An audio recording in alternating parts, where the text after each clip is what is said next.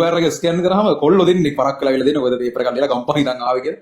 පරක් වෙලා ආවේ කියලා QR එක ස්කෑන් කරාම එනවලු ඔය කිල් එකේ ෆොටෝ එකක් එක්ක ප්‍රොෆයිල් එක මාරු කරලවත් මොකුත් නැහැ. අර වෙන කවුරු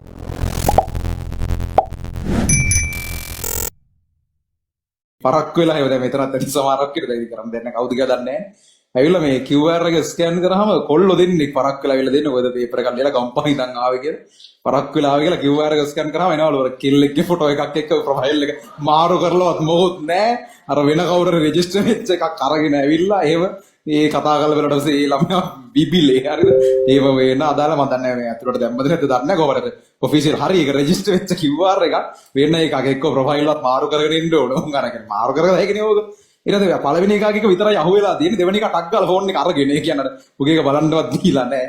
එහෙම ඒවා තියෙනවා. එකක් අහුණා ආරංචියක් මේ ඒත් නයිට් සෙමිනා එකට ඒ කියන්නේ ගෙදරකින් මේවා hina වෙන්න හොඳ කාරණා නෙවෙයි. නමුත් ඉතින් ඒවා hina යන කාරණා මේ මොකක් හරි ළමයාව මොකක් හරි වැඩකට අරන් ගිහිල්ලා ඒලා බදාදානේ රෙජිස්ට්‍රේෂන් එක තිබෙන බදාදා රෑ 10ට නේ මොකක් හරි ගමනක් එක්කන් ගිහිල්ලා ගෙදරින් ආත්තද කොහෙද මේ කොහොම හරි ළමයාට රෙජිස්ටර් වෙන වෙලාව මිස් වෙලා ඒ ගමන හින්දා ඌ දැන් ගෙදර ආපු වෙලේ ඉඳන් ගෙදර මිනිස්සු එක්ක කතා කරන්නේ නැහැලු අරගයි මේකයි ඒව ෆුල් අඬනවලු කාමරේට වෙලා කොල්ලෙක් මට තේරුණා ටික කතාව ඊට පස්සේ මේ අපෙන් දැන් මොනවා හරි කරලා දෙන්න පුළුවන්ද කියලා ස්ටුඩන්ට් ID එක මොකද්ද කියලා අපි ඒක කියන්නවත් කතා කරන්නේ නෑලු කාමරේට අඬන ඉන්නවා ඊපස්සේ මම දැන් ඒක දාගන්න බැරි වෙලා තියෙනවා එහෙම මරුමරේ වෙලා තියෙනවා දැන් ඒ ආරංචි වෙන්නේ අර දැන් හිතන්නකෝ අර ගෙදරනේ වැරද්ද දැන් ඌ එක්කන් ගියා නම් ගමනක් විමනක් දැන් ප්‍රශ්න වුණ මිනිස්සුන්ට තියෙන ප්‍රශ්න නයිට් සෙමින එකත් එක්ක පටන් ගමුද අපි